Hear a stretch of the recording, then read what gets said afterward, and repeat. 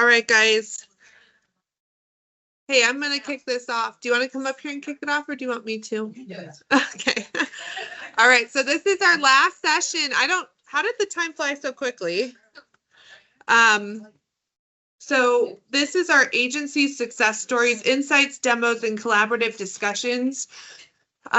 We have a kind of mix of different presentations that we're going to be covering.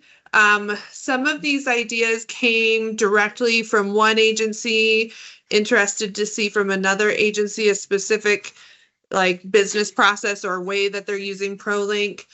Some of these were suggestions of ProLink to some of our agency representatives.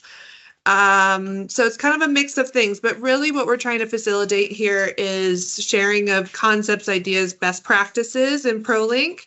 I'd love to do more of this in the future. I'd love to do this more in webinars. So thank you very much to our agencies who are going to be presenting today.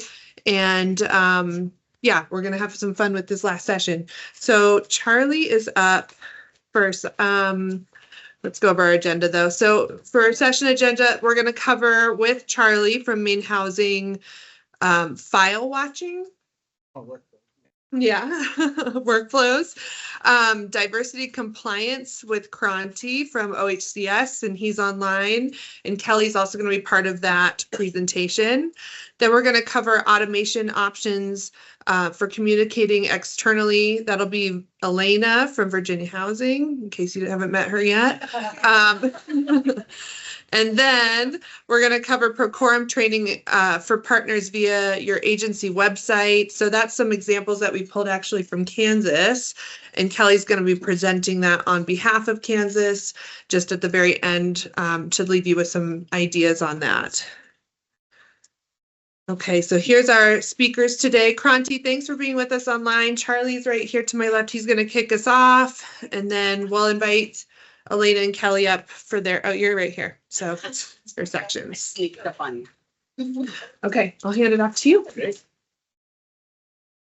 All right, so I've been asked to talk about workflows and how we set them up. So typically at MaineHousing, we typically do a workflow for things like we're watching a specific field, see when that's filled in. We look for files that have been uploaded. We do like warnings for upcoming deadlines, things like that. So I'm going to talk about some of the stuff that we've done. Before that, though, I've kind of talked to some people here who aren't really comfortable with workflow. So I thought I'd kind of go over our process on how we do it from the beginning. So yeah. So yeah, we have quite a few workflows. I think we have like 45, something like that. I'm sure you have way more. But they serve our needs for the most part. And so what we do when you're going to set up a workflow, the first thing you're going to do is pick an object to start with, basically. I like to use the side menu on the left that kind of informs which object you're going off of. If you have access to SQL and you can see the tables, that's the best way to do it, because you can actually see what fields are in what table specifically. And so you can connect to the field that you're looking for.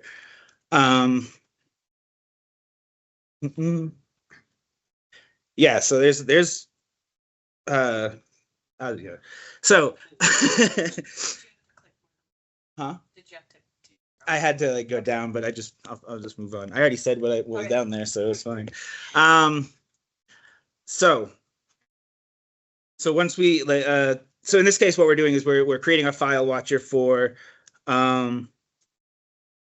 sorry, this is a name change watcher. So we're looking for if the project name has changed, the portfolio property name has changed. This happens frequently in MaineHousing, and they don't, people don't always let other people know. So if the name has changed, this will send off an email to let everyone know. Okay, and so here we have an event trigger. So you can have either an event trigger your workflow, or you could have it scheduled to go on a regular basis. If it's an event trigger, that's something like, so you can see, you can't see mouse. So like on this one, it's on update. So this is anytime that the record is saved. So the portfolio property record, because that's the associated object. So whenever that's saved, it's going to check this criteria. There you go. See? Hmm? The mouse. But and they can't see that. So it's fine. But so yeah, so basically when you go into the edit property and you save that record, it's going to check this criteria. So the criteria here is property name is modified. So if there has been a change to the property name when you save that portfolio property record, it will fire off this email. And this is like an example of a very simple one that we do. And then I'm just going to progressively get into the more complicated ones. This is the file watcher. So this is something we set up for our finance team. So Elena, you were asking me about what was the purpose for this. So I actually looked into that. So when this is uploaded, this kicks off a process for finance. So we want to know as soon as that file is uploaded, they get an email. They know to start doing whatever. So they know to start doing whatever they need to do. Yeah. Because that file is there. Yes. Okay. Actually, yeah, and so that wasn't the file though. This one here is this is financial line items. So this is just the thing I wanted to talk about here for financial line items. These last two things, I do this frequently where I say is not empty and is modified, so that it's like if you just delete the field and just save it, it's not going to emails on that. Like that's what the is not empty is for, and then if it's changed, it'll fire that off. Last so many years. Yeah. If you do a workflow and you don't have at least one thing that is modified, it will send a workflow every time you save that record, regardless of what you were trying to filter on. So you have to say, I want this thing to happen because this is this answer, and it's been changed. Otherwise, you'll say a different field and click, and it'll be like, oh yeah, those answers are right. true, and send it to you again. That's right, and that's why we do it that way. All right, and then so this is an example of a recurring one that we do every day. It checks at 7 o'clock in the morning, and what we're looking for is the 1-year warranty date. So I find that the way that this is presented, like in the criteria, is a little confusing as far in terms of like days after 60. But if you go down to the generated query, that kind of is more informative. Yeah, like at the bottom there. So if looking at this user defined field object 1-year warranty date actual days after 60, right? That's hard to follow. But if you look down below, that kind of spells it out for you. User defined field object 1-year warranty date is 60 days after today. So it's giving you a heads up 60 days from today, you're going to have that 1-year warranty date. All right. So for the third time, oops. This is the actual file watcher. Well, it's screwing me up because the title is file watcher. So, but anyway, so what this does, and Kelly helped me make this, thank you, because this was like one of the earlier, geez, that keeps happening. One of the earlier ones that we did. And so we actually get into the SQL pre-filtering here. And what that does is it allows you to enter some SQL to join tables that you might not have access to just from that base object. And so what this does is every day, in fact, every hour, it checks the loan. It basically checks to see if the file has been uploaded, and it looks for the create date and time. And so, like, say a file was uploaded at 3:30, this checks at 4, and it says has a file been uploaded within the last hour? If it's yes, it sends off the email. And so this is what kicks off the process for our finance team to do something with this escrow file. Yeah.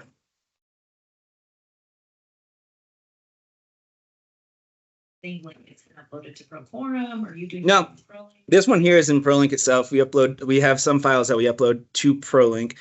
And so it's looking in that file attachments table. And that's how we join on that. And so, I mean, if you want to kind of look into it, you can see we are connecting with the foreign key and the ID of the actual loan. Yeah, and then we do the and where it matches the dev deal escrow agreement. So it's only those types of files are the ones we're watching. It's not like every file.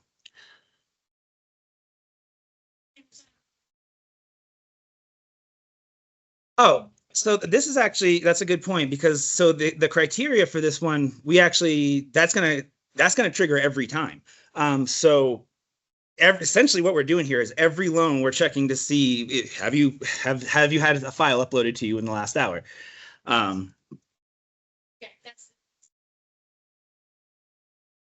Yes.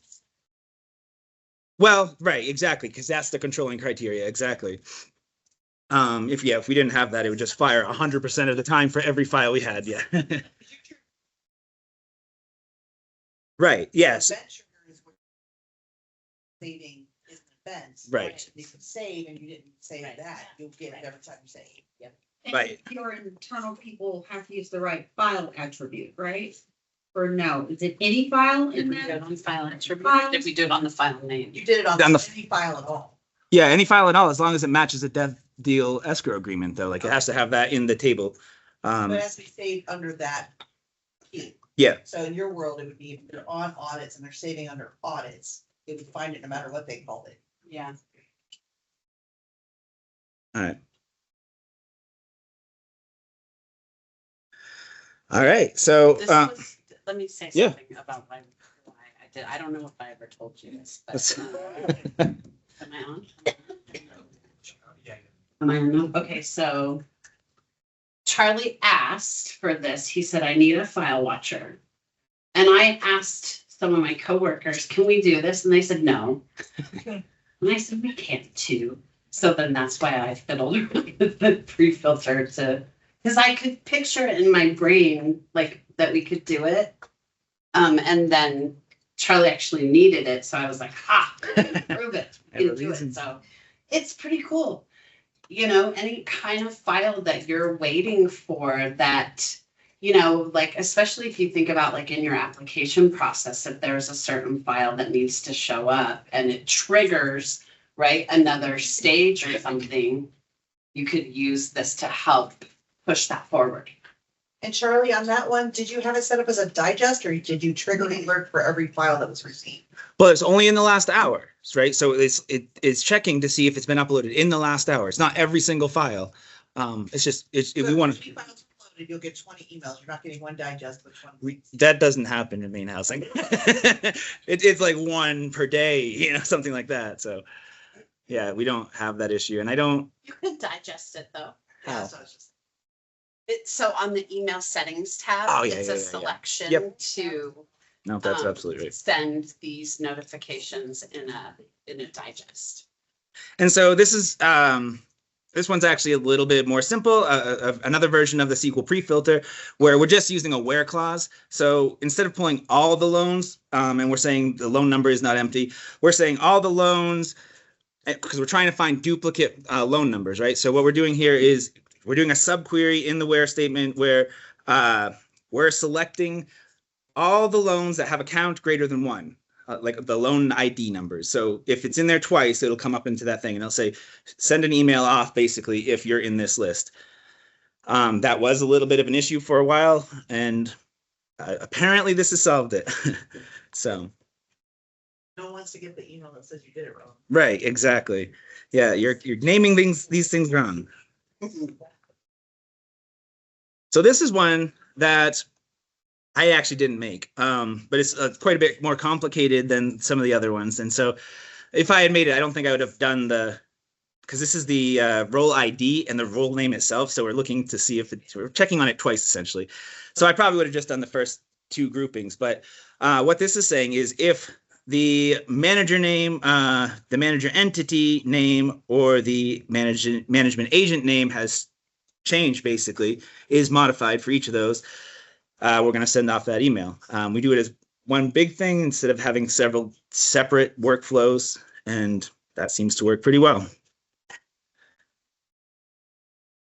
Yeah, so those numbers correspond, like that's the ID for the actual role that's listed above. So like 43 goes to manager, I think, 13 goes to management entity, 14, yeah. So it's extra, probably not needed, but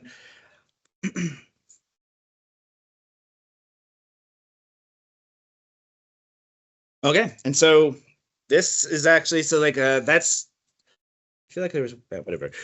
So this is like the email side of things, and so basically once the workflow has been triggered, it's going to fire this off. I added this because I feel like these placeholder are pretty cool because you can send the email off with a specific property that you're working with. In this case, it has the actual deal name, the date issued, and who was the person that did the update. And there's two ways that ProLink allows you to send off the emails. You can send it to a specific user. In this case, we do Kim Whitley, and you can send it to a role. So this is the assigned user who's in asset management. This is going to send the role to them. We have come up with a way to, because this is kind of tedious. If we have someone leave and they've been added as an individual user to every workflow, it's kind of tedious to go in there and remove them one by one. So what we do is outside of ProLink, we create mailing groups and we add everyone to that. And then we create that mailing group as a user in ProLink. And then it's a little bit easier to send those emails that way. Yeah, I thought that other one was before. Okay, so this is like a very complicated SQL pre-filter. Yeah. I'm not going to go through this and explain what this does, but I just wanted to show that it can get a lot more intricate if you want it to. But yeah, that's a busy one. Oh God. Huh? Go for it. So left join. Oh. Oh, where's BK? He can talk. I can tell you what left joining is. Like if you have two tables and you're joining the one on the left, you'll have all the data from, and the one on the right, we only have those that match the left data. But if there is no corresponding matching right one, it'll still give you the left data.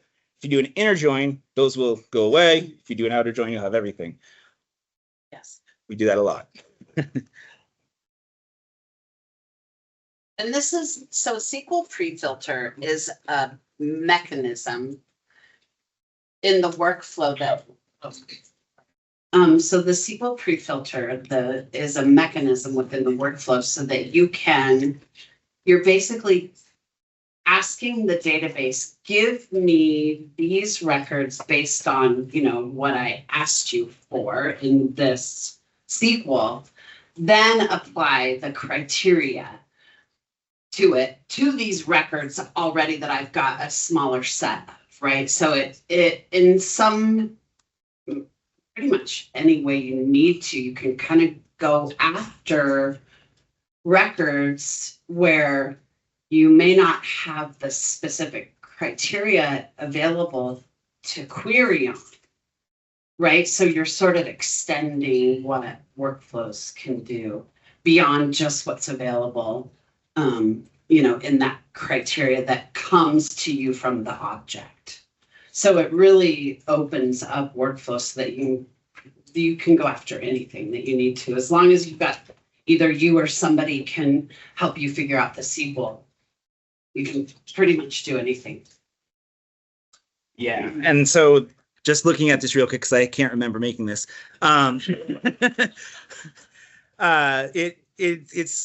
the two user-defined field objects that we have on this as a month due and as a day due, which is basically, just like the month that is due and the day that is due. And this is joining the user-defined field tables on those two fields. And the way you join it on the table extends object, like you join on the table metadata, like that's a little bit complicated. It is complex. But that's what we're doing here.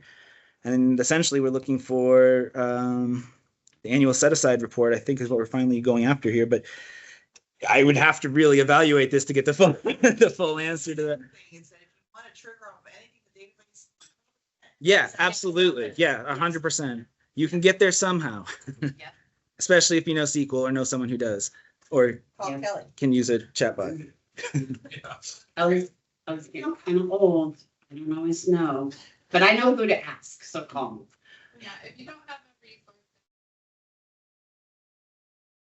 Yeah, put in a ticket and we'll figure out how to get you rolling.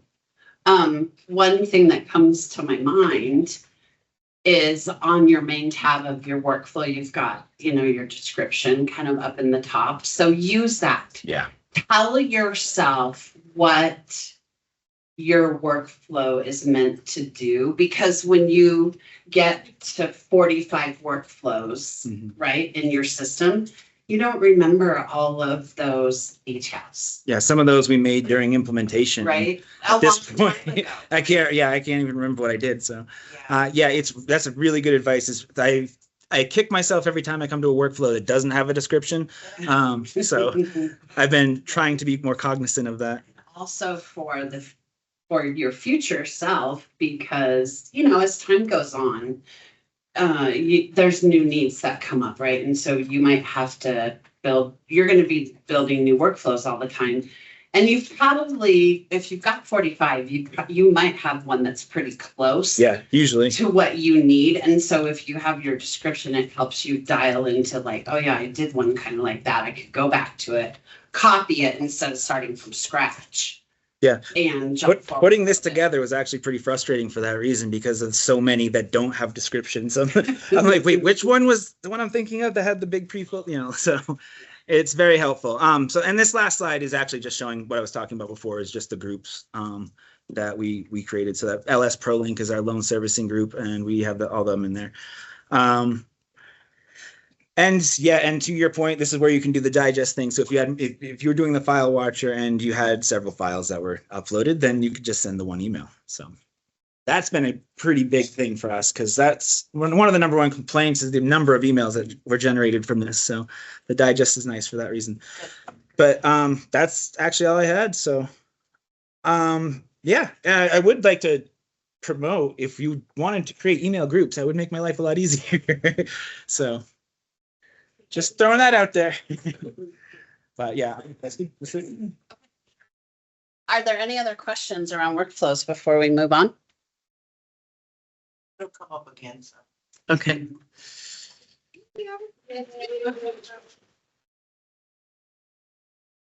Okay, Kranti, are you there?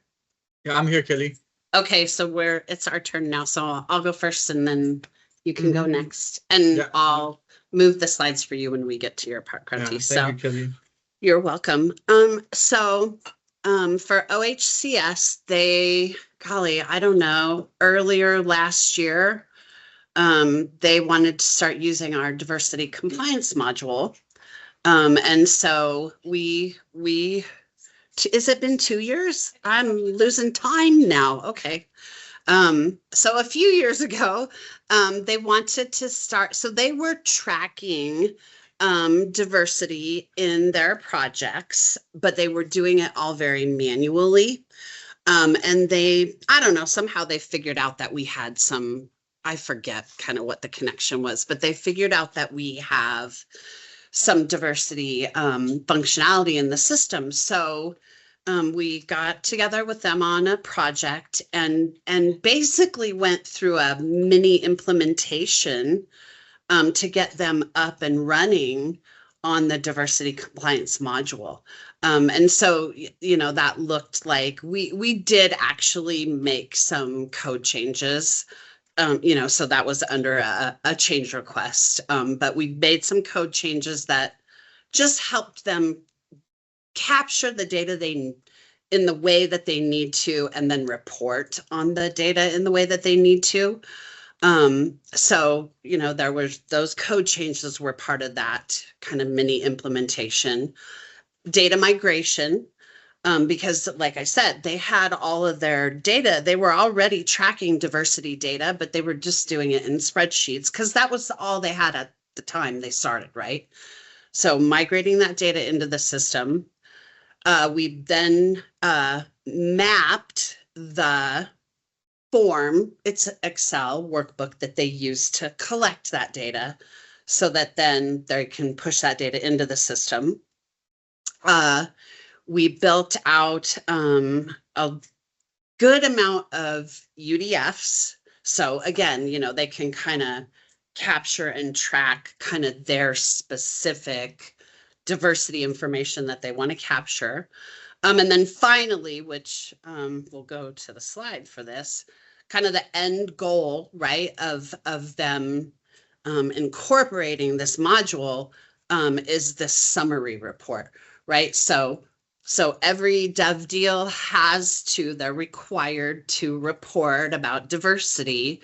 And so then at the end of the year, they can produce this reporting that really gives the picture of diversity in their construction projects. And then I think there are some other teams who use some of this information.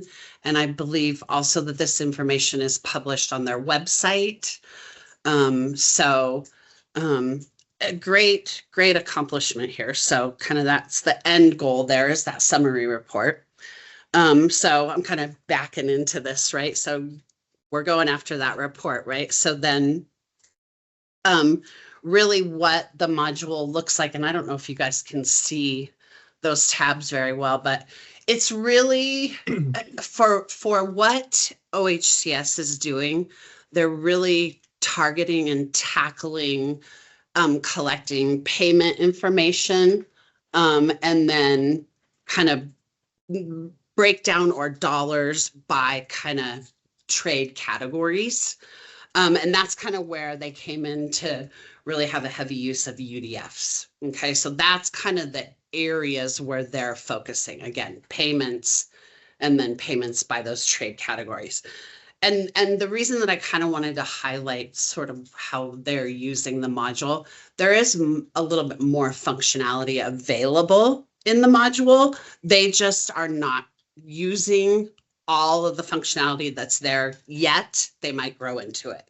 Okay, so, and the point of that is that if you're interested in diversity for your agency and you need to track more information maybe than what you are seeing here in these slides, I want you to know there's more information available, and we could show that to you if you were interested in looking at that. So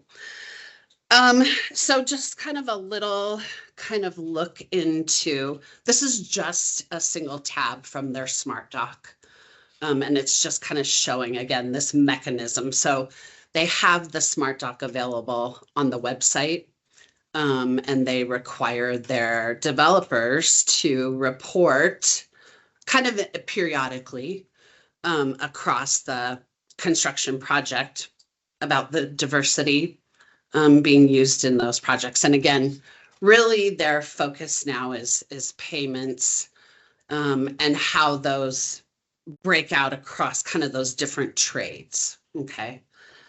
And then finally, data views, right? Just like every kind of module that you see within ProLinkHFA, diversity also has data views for additional internal reporting, right? So, you know, we looked at that summary report that they're producing that's used maybe a little bit more, you know, for like external reporting, but then you also have data views that you could use for internal reporting as well.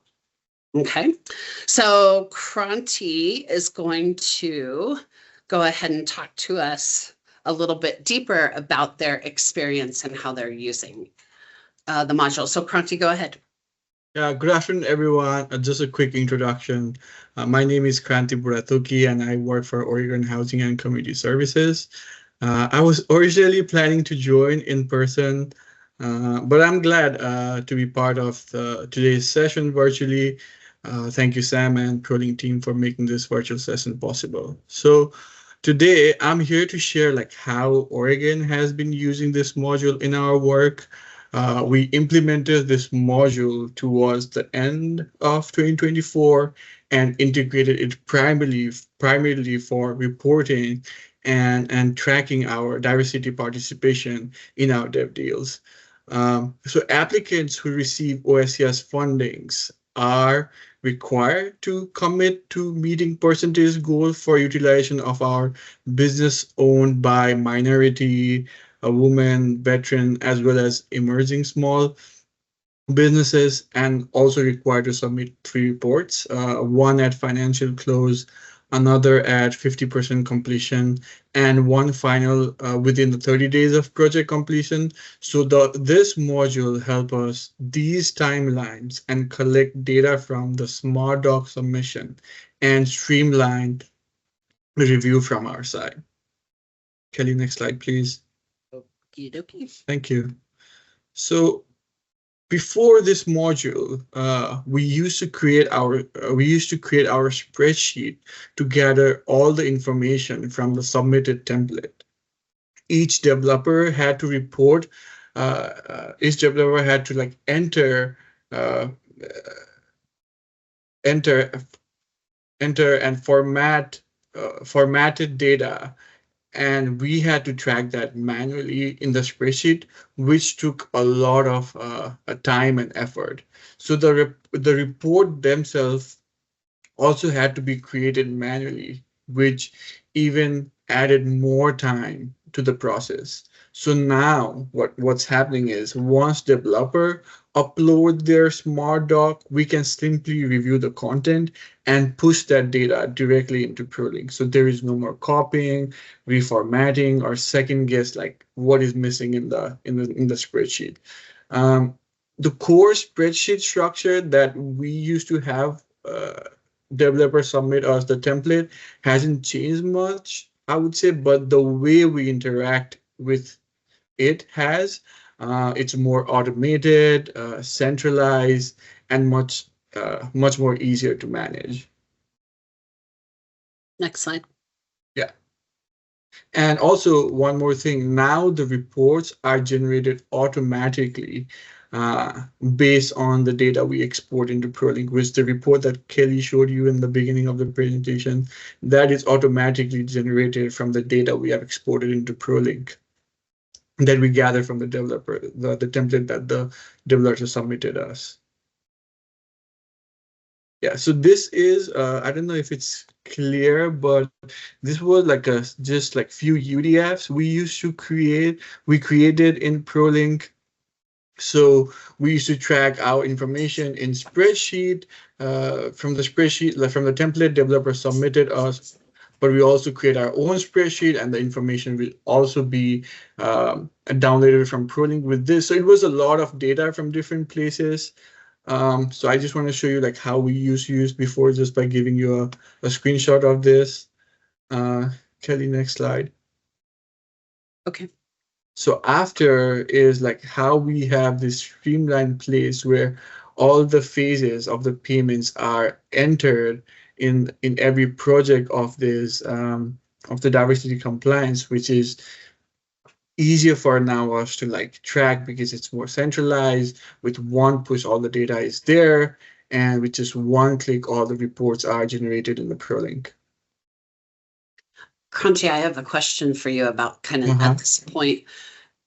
Are you finding, or do you know, is it a little bit easier now with all the records in ProLink to understand who has and who has not submitted? Because I know previously, Claudia, that was a little bit of a challenge for her to understand and figure out who has, or probably more importantly, who hasn't submitted data when they need to be.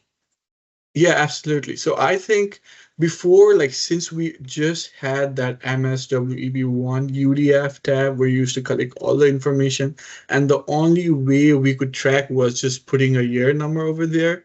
But how it's different right now is if you go to each project, and if you click the payment, it's right here. If you click the payment, I wish I could show you. If you click the payment, it shows you each and every phases, where it's the initial phase, the 50%, and the final, and we can see like, hey, this is something we have.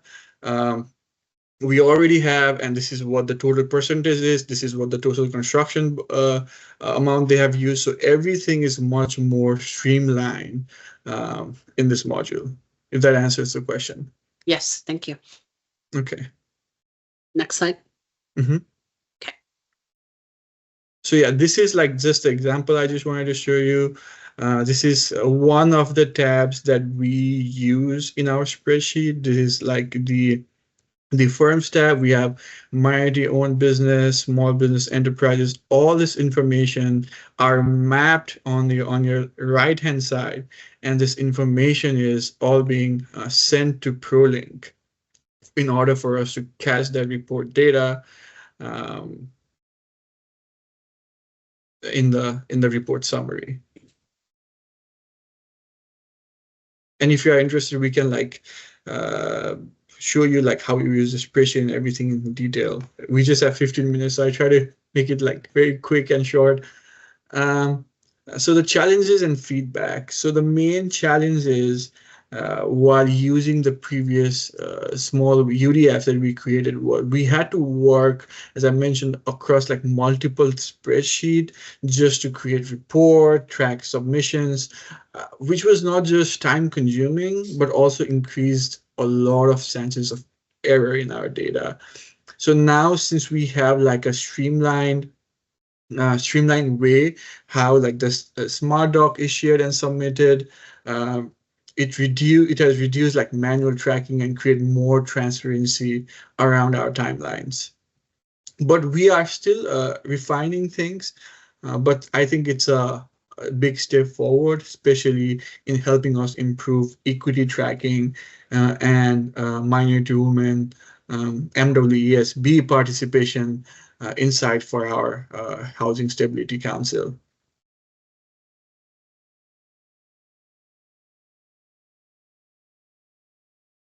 Improvement. So we are looking forward to have more dynamic summary built into our summary report.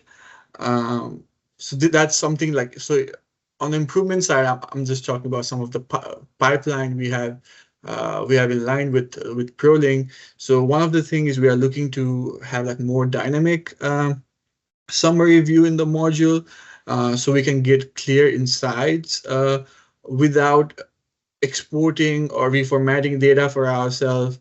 The good thing is we have received like a very helpful feedback, and we are working on ProLink with this advancement. So just give you a quick example of what's happening is, for example, in the previous slide, we showed like example of minority-owned business, service disabled veteran. If we have to change anything in our spreadsheet, the reporting, the report does not understand that we are changing those things. So even if we change our name from service disabled veteran to veteran business enterprises, the report does not understand it and still generates the name of service disabled veteran instead of veteran business enterprises. So we are working on ProLink to make this more dynamic, which is under the pipeline. Another thing we are working on is this module was, so on our DevDeal side, just not affordable rental housing uses, but our home ownership also uses this module. So we are working with ProLink to ensure like data and reports are filtered by division, so each user can access the only data that's relevant to them in more effective way. So like these are just a couple of improvements areas we are currently collaborating out with ProLink. And next slide. That's okay. it. I think so. That's a wrap up of my quick overview of how OHCS is using this module. It's been I would say it's been a great tool for improving our process, and we are really excited about the continued improvements ahead. Okay. Thank Are you. there any questions around the module or how it's being used? Okay. I think we've worn people out a little bit, so we're getting a little bit tired. But okay, thank you, Kranti. Yeah, and Kelly, after this, if anybody have any question, if you cannot answer it or anything, like I'll be more than happy to Sure. You can provide my email or anything, so I can communicate with them. Yeah. Awesome. Thank you, Kranti. Okay, I'm going to turn it over to Alena for her section. Hi, guys. I was asked to talk about the different ways we communicate externally using as many options as I could find in ProLink. So over the last so many years, we keep trying to find a better way to talk to people and give information and not manually create letters or emails. What? Might talk into this? Okay. I have to look up there because I didn't bring my glasses with me. All right, so it's my goals. Okay, so the first thing I want to talk about is how we use workflow emails with attachments to send out our invoices every year for our annual monitoring fees. So first we do our fee records in ProLinkHFA. Then we create a one-time option in workflows. So I know earlier we were talking about event triggering and timed options. You also have the one-time option. So you can set it up exactly what you want, run it, and then it'll inactivate and not run again until you want it to. So in this example, I am trying to run it. I put a date on it. I never wanted to actually run on that date. I'm going to force it. And then I'm putting my criteria down at the bottom that I'm looking for a specific fee type that hasn't been received yet or waived. And I'm looking for it in a certain group.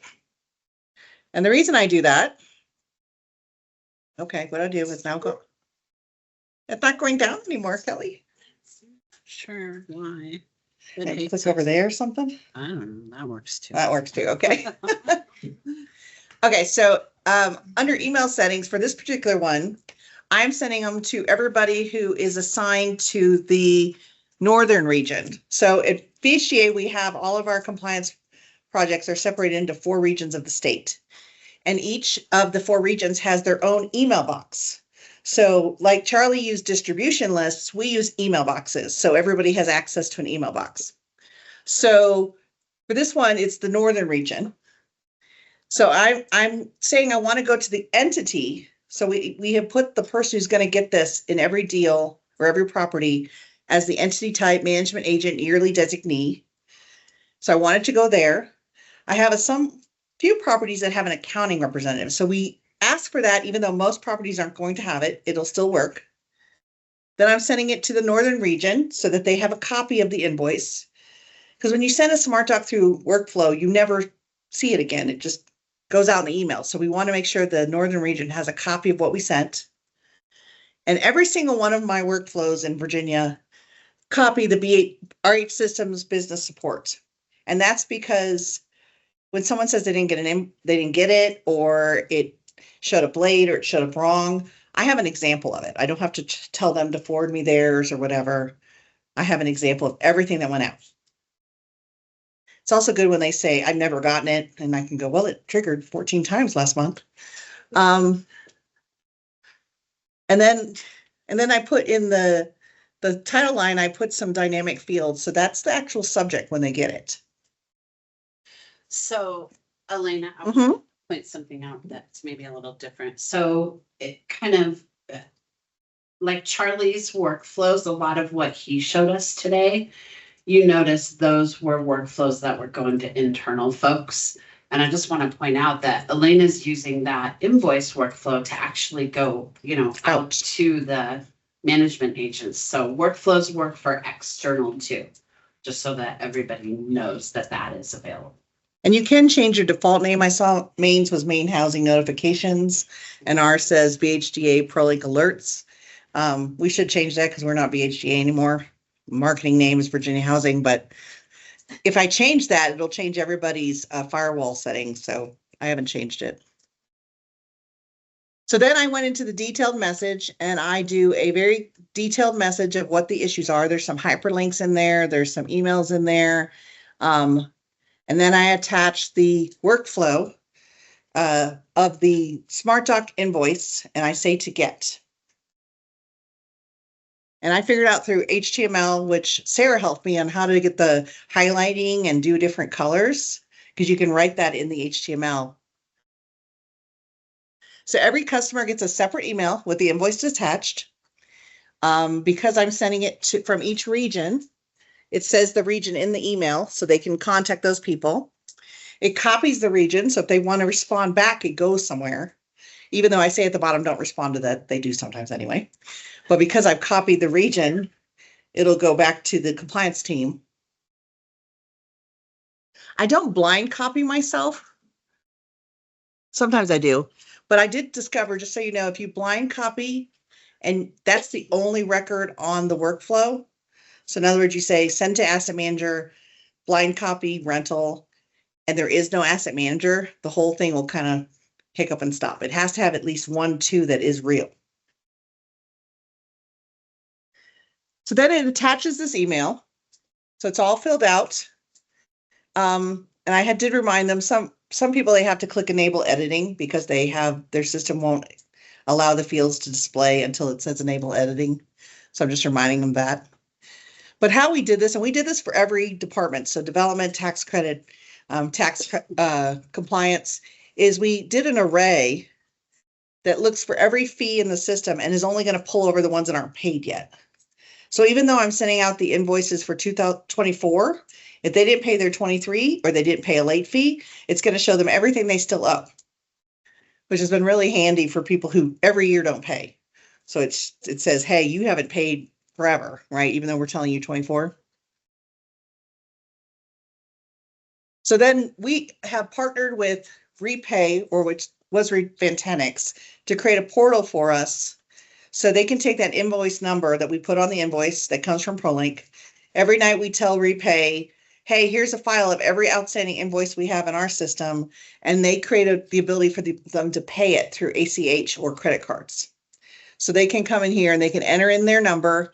It will fill in what the property was and how much money they owe, and they can pay more. So those management companies that have to pay for like 7 or 8 properties, they can do as many as they want and pay just once.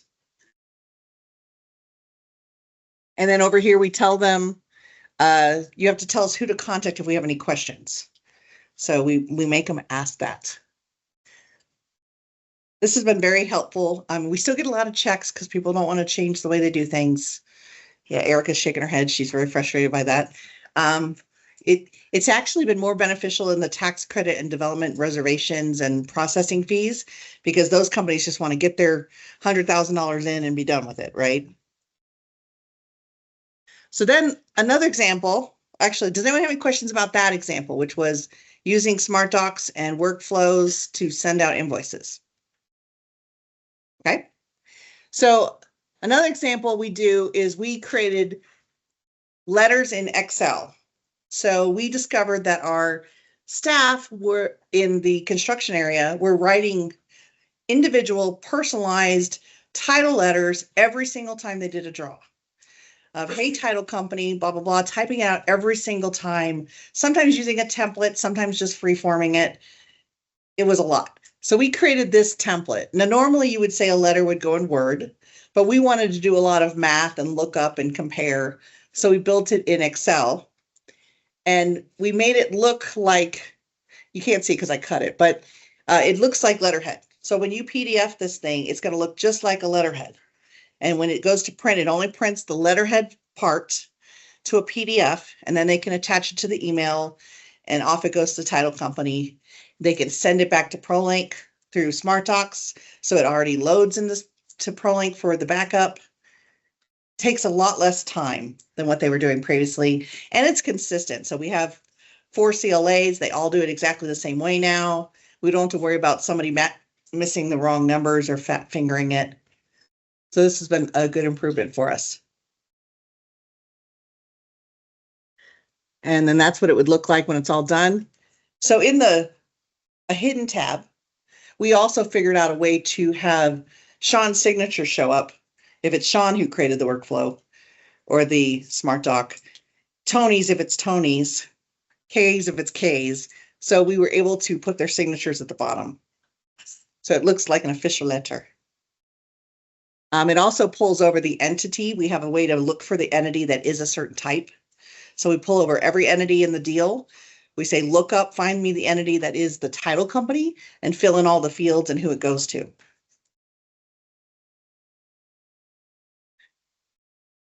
Okay, and then my last option was sometimes we need a canned notification. So we want to, they've requested a minimum minimum requirement waiver, right? That's what happens to be Stephanie's version. So they've requested the form. They've either filled out a Smart Doc or they sent in a template. We've done all the review. We've done the conditional approvals and all those things. Now we need to tell them about it. Well, we were sending random emails, and did we remember to send it, and so on and so forth. So we created this SSRS report that you run from ProLink Reports. It's canned with everything that we want to say. We can put someone's signature on it. We just didn't. And they run this. It turns into a PDF, and they send it up. We're right now looking in a way to run more of these at once. So you can say, I'm going to notify for 32, 34, 35, send them all in one PDF. Off it goes. So these are just different ways we came up with to eliminate manual work. And every time I find out someone's doing the same thing over and over again manually, we're trying to figure out a way that works for them. Each group is a little different of what they like. One thing we like about ProLink is it gives us variety. So if this department really likes it this way, well, we have that option. If this one likes it this way, we have that option. So there's a lot of different options. So I want to go to the last one, was using Adobe Sign, which is we request signatures through Adobe Sign. We partner with them, and we've done a way to do smart docs and text tagging, which is Adobe Sign's way of putting in fields inside a document.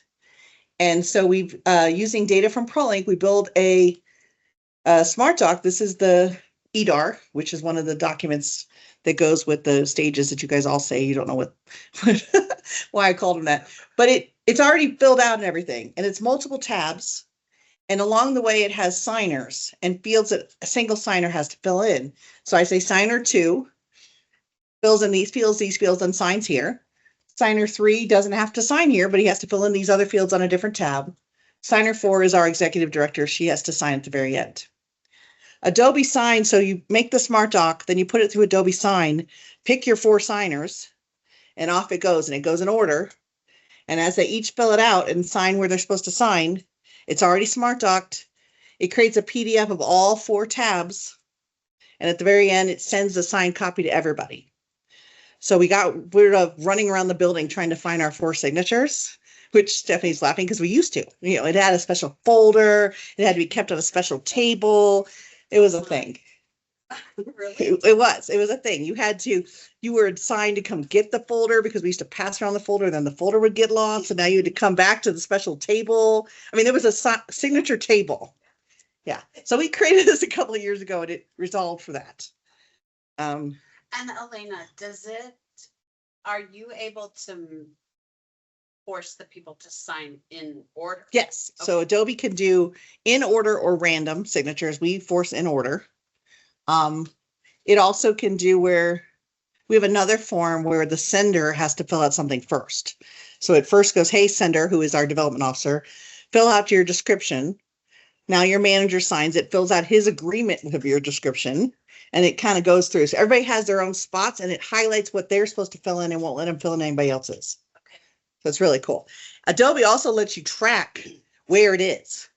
So it's supposed to go through 4 people. Why isn't it done yet? Oh, look, it's stuck in JD's folder, right? That's Stephanie's like, that's usually where it is. So it's stuck in JD's folder. We go find him, or we can send it to him again. We can say, hey, remind you, go sign this.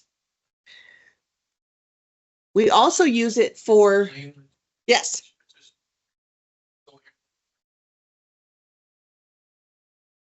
Mm-hmm.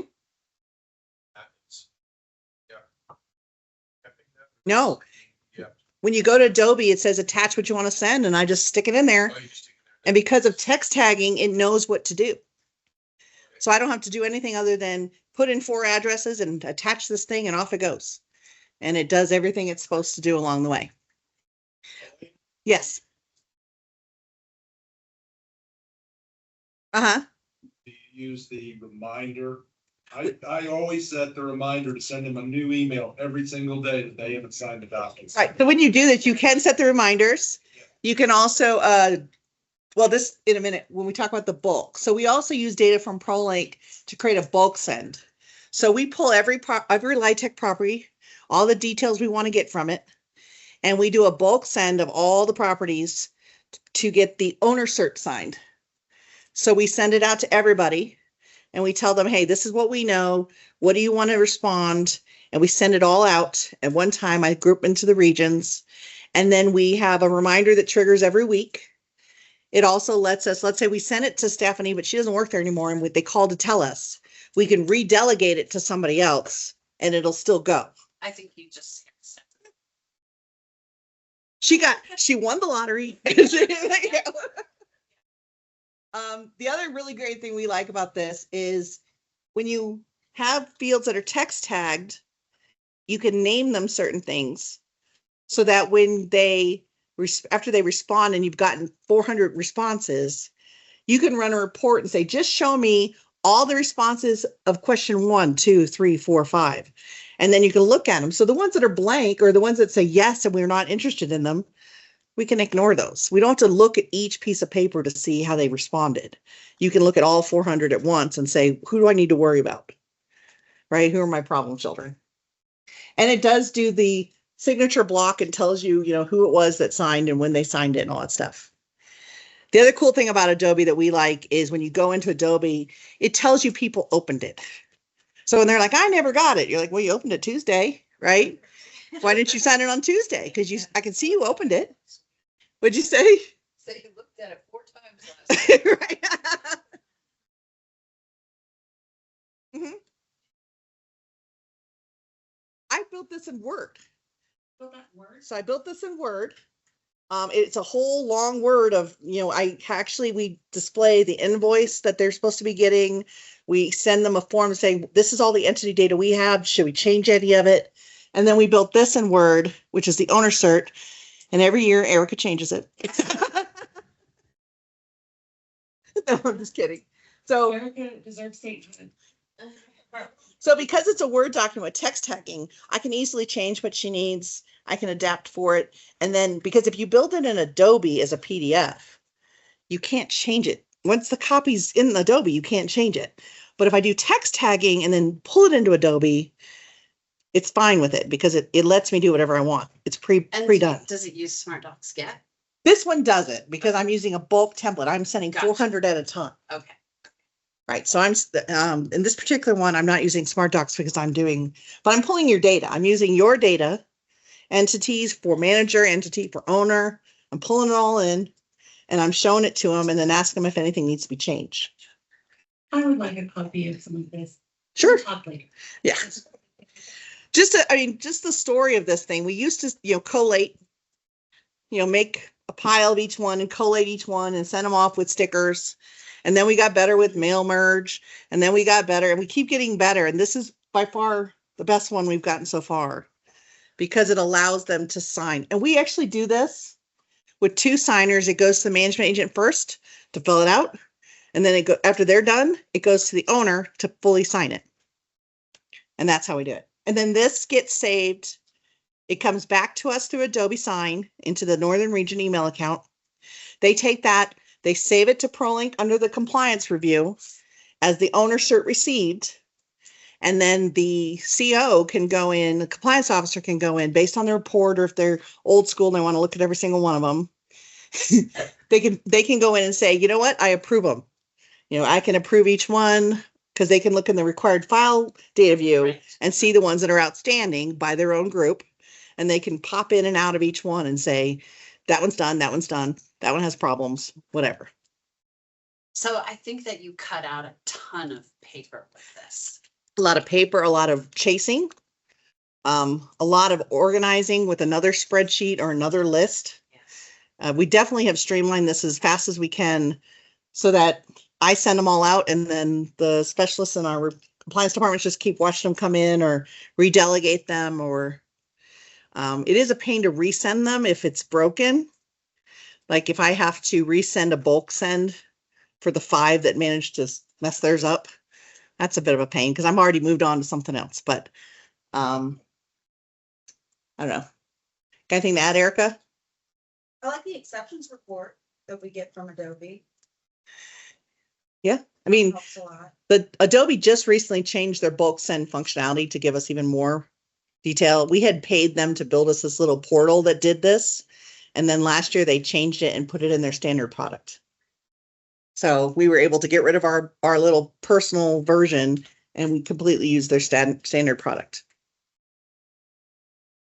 Okay. This was just telling you that you can select signatures in order. You can send out reminders if it's not completed.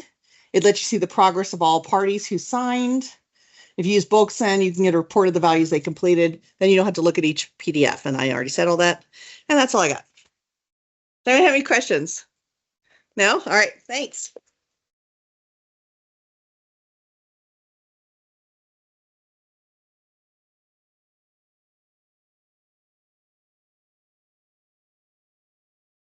per cent. And so we buy a pool of cents for the whole authority. And then we're able to use up to whatever it is, right? And so every year I have to tell them how much I'm expecting. But I don't know. That's us. Oh, God, sorry, wrong thing. I don't know what I'm doing. Let me go back. Okay, so we just have a few minutes left, so I just want to do some highlighting here on behalf of KHRC and their website, and what a great job they have done with connecting their partners to Procorem, and always they've done a really great job in providing training to their partners about Procorem, how to use the tenant portal. So I want you to notice here, this is kind of their homepage. And I believe, Katie, your website has just kind of recently had a facelift. Yep. It looks great. So take note of that as well.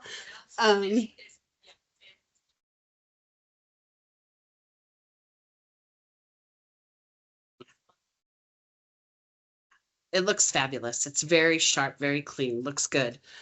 What I really want to point out here, what they've done with their website, is you see at the upper right there, there's a button that says log into Procorem, okay? And that's in a header, basically. So when you scroll the website, that header is static. So no matter what page your partners go to, no matter where they're scrolling in a page, they have that button to go right to Procorem, okay?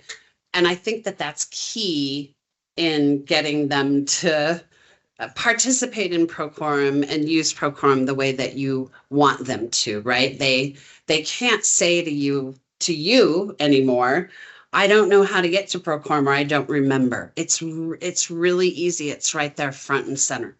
Okay, so take note of that.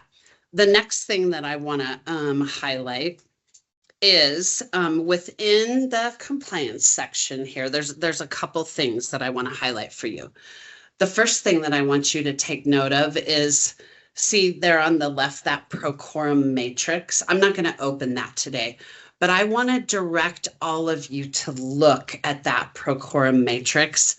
That is a visual diagram of how to structure folders and use file attributes within Procorem, and then of course file attributes in ProLinkHFA to keep your work centers streamlined, standardized, and very focused in it.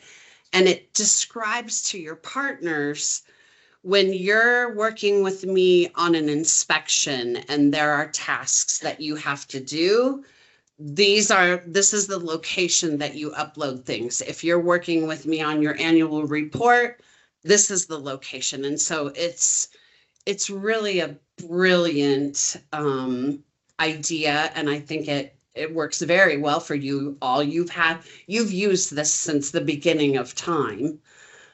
So I really encourage everybody to take a look at that. It'll give you ideas and insight into how to structure your work centers and how to utilize file attributes. Okay, file attributes, for those that don't know, file attribute within ProLinkHFA, you can make that required for a file upload so that files are categorized and organized in your properties. Okay, and if you have more questions about it, holler, we can dig in a little bit. The other thing that I want to draw your attention to is kind of the area here on the left. You can see Kansas has Procorem training in two parts, tenant event training and ProLink tutorial for tenant events. And so this is always available on their website. If one of their partners says, I don't know how to do it, they can direct them here to look at these videos. And then I think one of the things that Kansas does that I've always thought was brilliant is you require your owner agents to participate in annual training? You used to. Yes. Yeah, and we do a training. Okay. So annual is for the certificates of completion for Proof. proof and things like that. Yeah, so Yeah. it's not necessarily required training that we put on. It's just we want to see what training they are attending. Okay. And if they haven't attended any training. So they're refreshing on how to use Procorem, or if they've got new people, you're ensuring that they're being trained and so that they're kind of playing by the rules that you want them to play by. Yeah, and the biggest thing.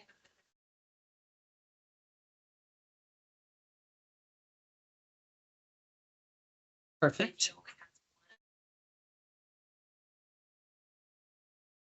Huh. That all their compliance staff certified, they view these training videos.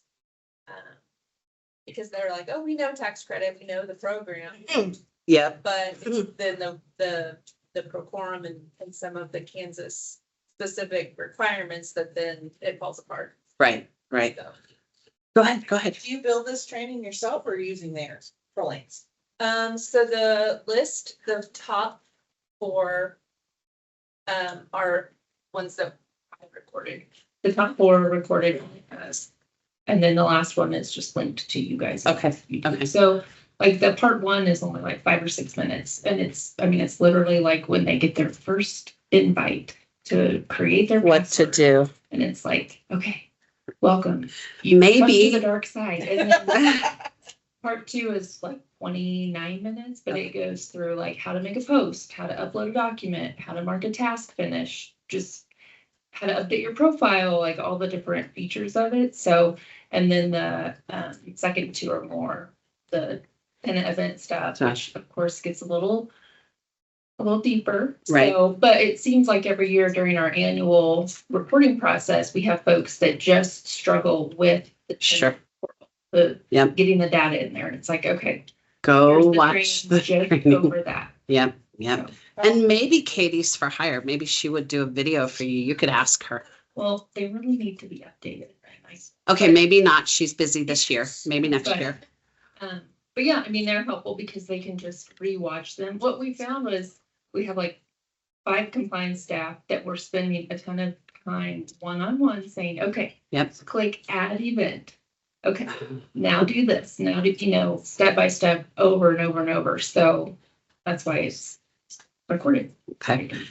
At their leisure. And I want, those of you who are new or newer and you're thinking about, I need to train my partners, come and look at Kansas website and take a page from their book. They've done a fabulous job. And it's a lot easier for you to figure out what your training program might look like when you have an example than starting from a blank page. So check out their website.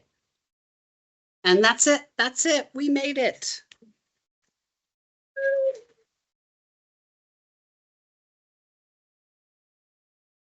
I think I have housekeeping. Hold on. It's not touchscreen. Use that arrow. Sorry. Worries.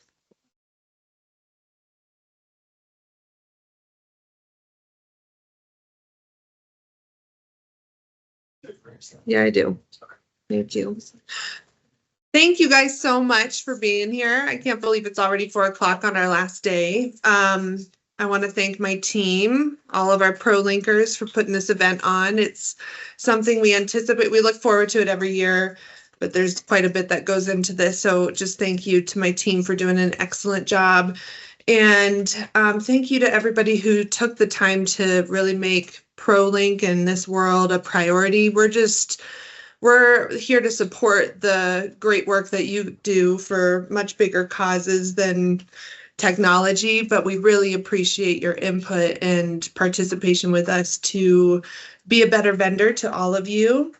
The continued discussion will happen. We're looking forward. I'm sure Brian has a full list for the rest of the year on work to funnel through design and development. So we're looking forward to that. And thank you so much to our new agencies who are not yet live, but will be soon. This is a great way to kind of just dive in and see what you're in for. It's a friendly group, so I encourage you guys to stay connected as you make your way back home. So happy hour. Let's see here. Let's get to the important stuff.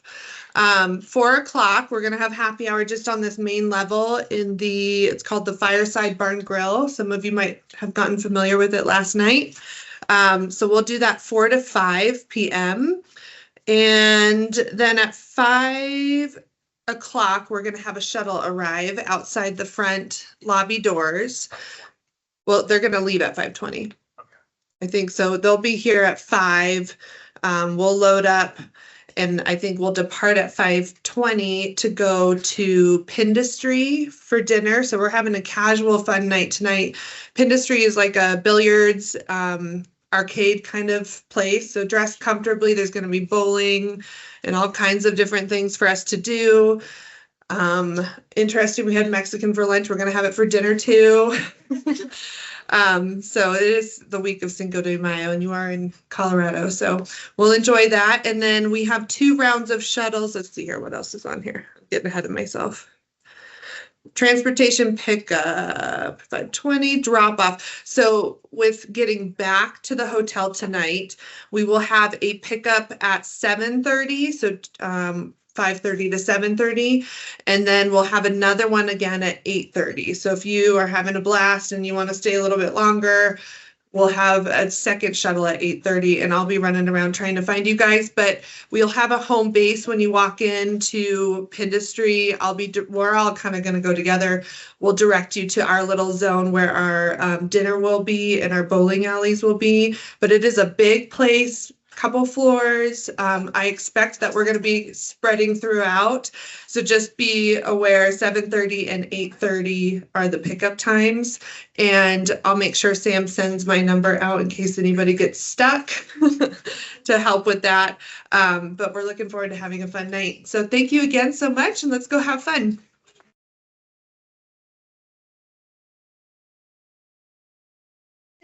Yeah. I told the panelists to take a picture. The last group of everybody that was presenting. Take a Okay, picture. sure. Yeah, do you wanna go out to the hall again where there's the lighting's better? Yeah, it's kind of better out there. I love this. Kranti, we're hanging up. Thank you so much.